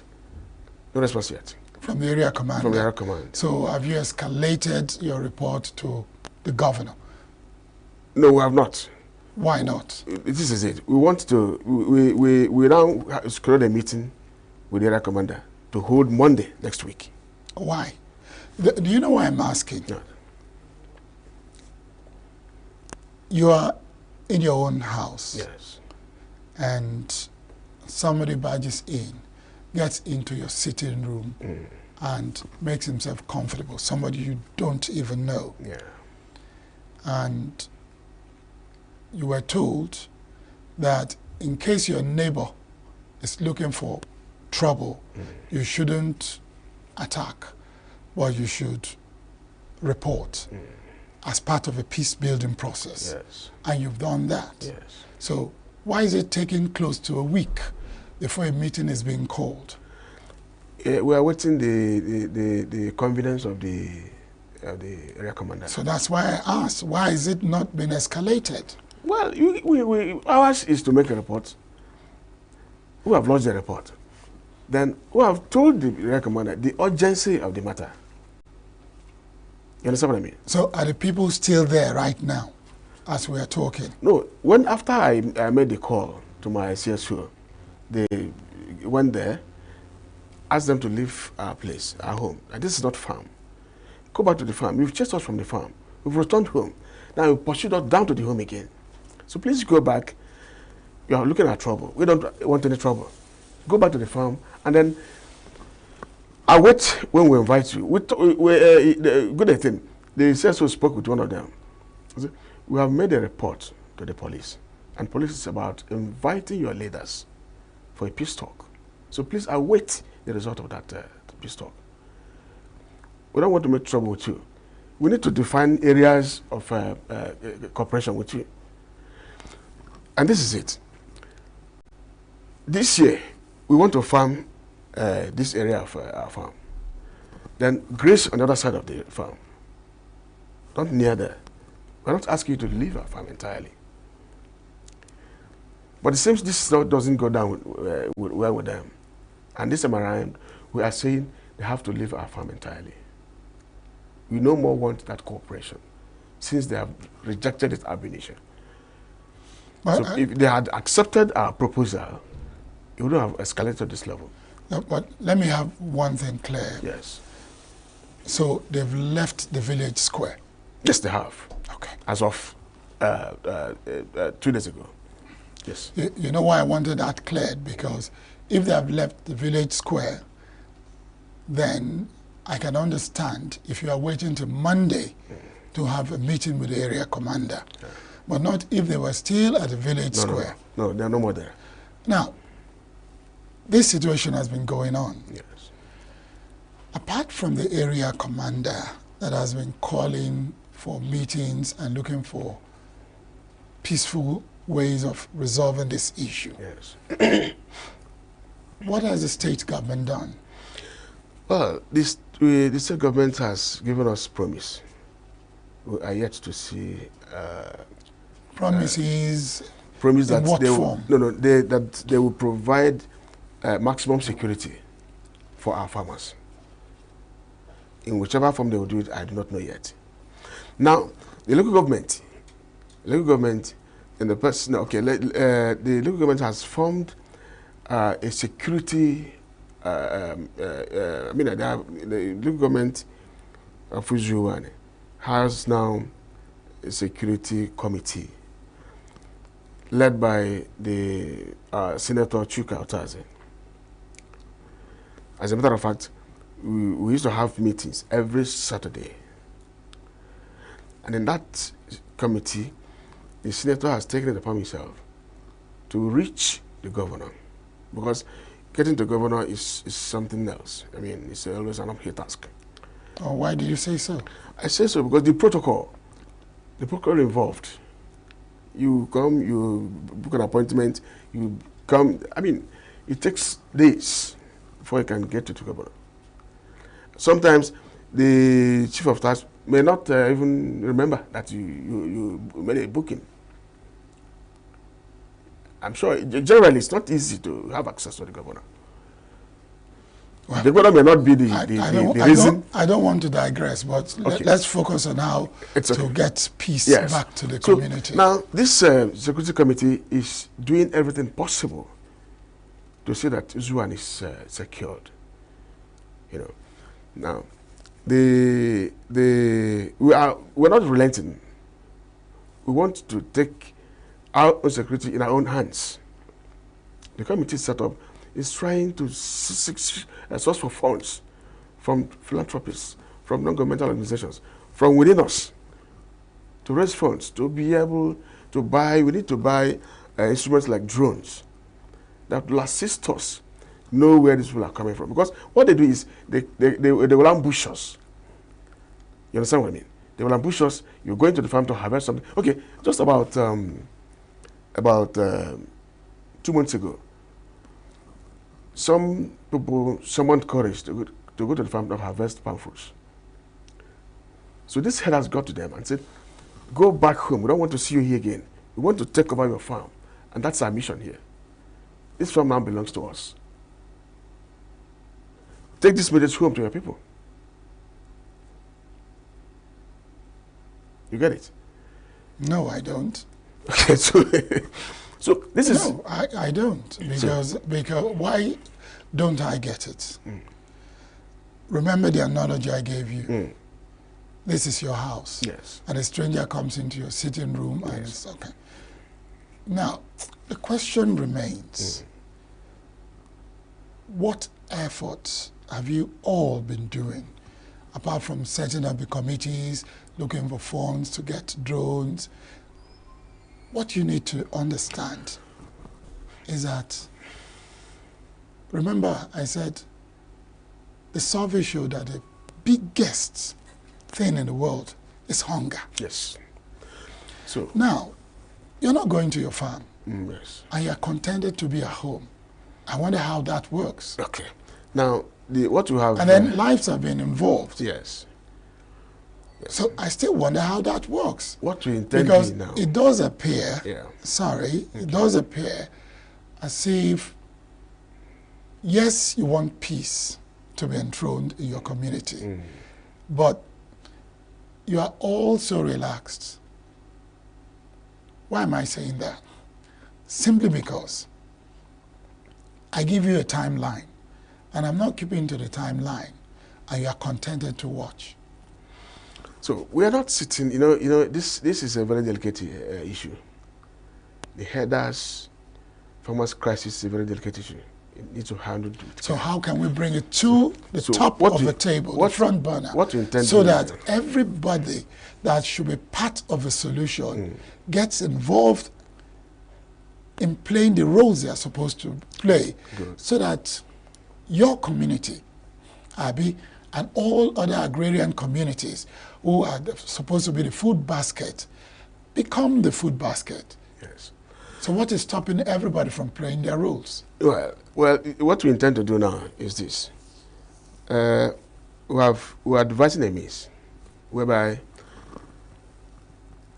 our people will go to the farm, maybe say tomorrow, and then all youths,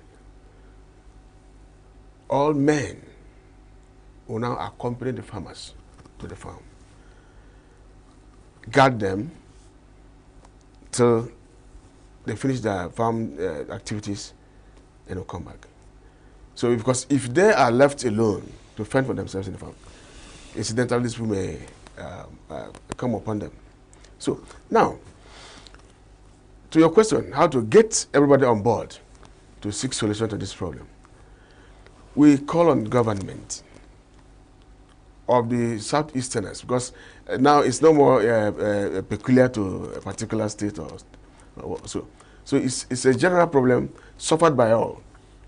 So there needs to be a serious town hall meeting of all the communities in Igbo land, represented by their town union presidents. Then get an organized sitting. Call a meeting of the Southeastern governors. Then we'll talk to them. This is our problem. What are you doing? Our people are hungry. There's no food. We have farms to where we can get what we eat, but we can't go there because of the herders. How do you assist us? You don't have to look at us, just watch us die of hunger or being killed by herders. Governors have to do something. They are the chief security officers of the states. They have to do something. Let that be a collective effort. Individual effort can't solve the problem. No, it can't. There has to be a serious decision taken by the Southeastern governors in collaboration with Ohanes and Igbo and other stakeholders. Let a decisive decision be taken. One scholar came to our community to sample our opinion on what will be the solution to the farmers' herders crisis. And I told him, if it is the grasses to feed their cattle is the problem, let them come. We can organize our youths.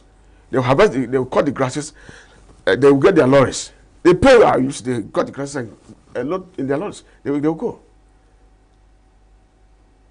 If it's grasses that's a problem, let them come down, we'll negotiate with them, we'll get our youths. They'll cut the grasses for them, they load in their lorries, and take them back to feed their cattle. Okay. Yes. So, while so there has to be a holistic effort. Yes. While we wait for that holistic effort, yes, what can be a stopgap measure that will ensure that the people are safe, the people can go to their farms as and when due, yes, while waiting for that holistic method? Yeah, that's what I said. That we have organized the forest guard and the neighborhood watch group in our community.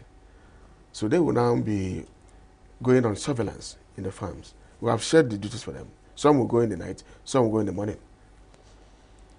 We have placed them on our boundaries where they're coming from Kogi State and then Benue. So some will mount there, some will be in the farm, some will be in the villages. So to see when they are coming and then prevent them from getting to the farmers or even coming down to our village again. That's the meeting we'll have this weekend. Those people that came in to our village square, it has to stop. This must stop outrightly. This is a matter, we're not waiting for government to do anything for us. We will take our destiny in our own hands. Enough is enough. Enough is just enough. We are taking a drastic measure on that. You can't chase us away from our farm, then we'll run to the village, you come to the village again for us. No. No. You can't disappear into the thin air. We are human beings. We need to exist like you are existing. You are doing your own duty. You want to survive by grazing your cattle. So we want to survive as well by doing our farm works. So you cannot live at our own expense. No, we won't accept it. Well, I suggest that a peaceful solution, a peaceful means of resolving issues is always the best. Yes, I agree. Now, I agree. Just before you go, Chris Utazi. Yes, please. I want you to tell us what it takes to keep the people in the communities going each day, given the state of insecurity around them. Well, before I get to that, sir, I want to lament that this headers incursion in our lands has caused us a lot of problem. You can imagine somebody born 20 years ago whose parents have died and no means of going to farm to know his own portions of the land that belongs to him. Now he's a grown man. The parents are no more there. Who now does that for him? In other words, he doesn't know his farm. Likewise, it was when you go to the farm with your parents and show you, this is our own land, this is our own land, this one belongs to my brother, this is what used to happen then. But now, even myself who used to be in the farm there, I'm not sure I can point out the portions that belong to me this time around. My father is no more. I can't do that. So these are the ripple effects of the activities of the headsmen. We're in a big mess in our place, in a serious mess. So to your question, we are, as I said, we can't be waiting for government for eternity. If the government doesn't come, we can't fold our hands. So we will know what to do about that. It's a security issue that should have been discussed in the open anyhow. Yes, sir. We'll take care of ourselves. By the grace of God, we'll survive. Yes, sir. Well, we just believe on Signature TV that solutions must be found. Peaceful ways of resolving the Fulani headers. I agree. Peace is always the best solution. But when the peace is not coming, they say if you want peace, you prepare for the war. If you want peace, prepare for war. If you are pursuing me now, and I get to this war, that's no escape route again. I'll face you squarely to save my life, and I'll bring out all that is in me, so that I can survive. Might also be peaceful. That's it. So thank you very much, Barrister Chris Utazi, for coming on to Southeast News. It's my pleasure. We trust that the meeting on Monday will bring better solutions I strongly hope so. the crisis in the area. I strongly hope so. Thank you for coming, and I wish you the best. My pleasure. Thank you. Thank you so much. When we come back, we would explore one issue that is happening. Where? I'll tell you when we get back. Stay with us.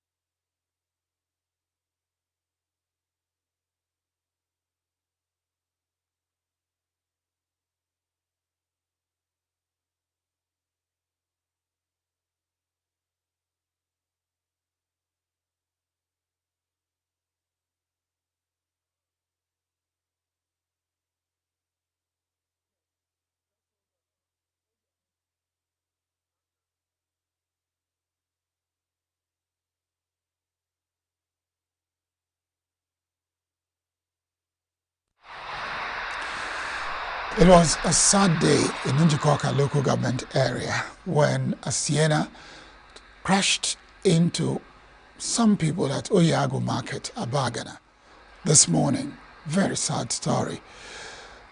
There are survivors, that's the good news, and they are responding to treatment. Let's go over to Ndu Okpaleze, our bureau chief in Anambra. Ndu, good afternoon. Good afternoon.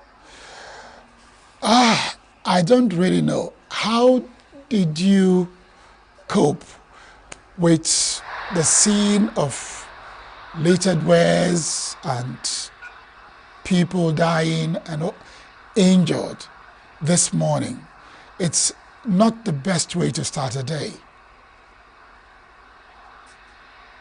Hello, it appears the line is breaking, but I understand you are talking about the accident that took place this morning at Tabagana.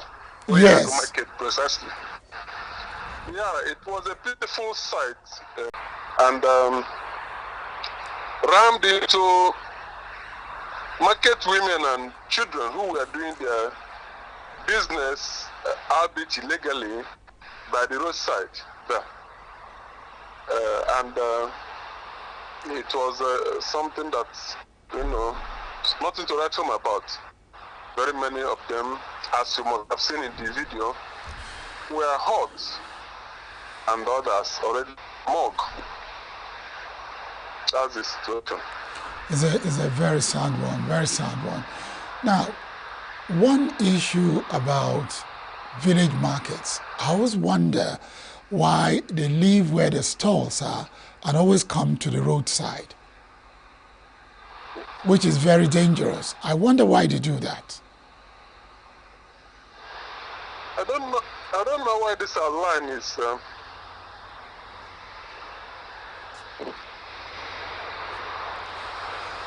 Let's take a short break, and I'll call you back so that we can get this thing out in the open. Hello, I didn't get your question. The line is wobbling. Now, I'm going to take a short break now so that. I think it's clearer now. Is it clearer now? Yeah, I heard about the break you wanted to take. Oh, great. My question is, how come people leave the stalls in the marketplace and prefer to sell by the roadside? Can you hear me? Can take the short break. All right, we're taking that. Maybe the short. I think the line is maybe the short. Take the short. All right, then we're taking that short break now. And when we'll be back, I'm sure the line will be clearer. Stay with us.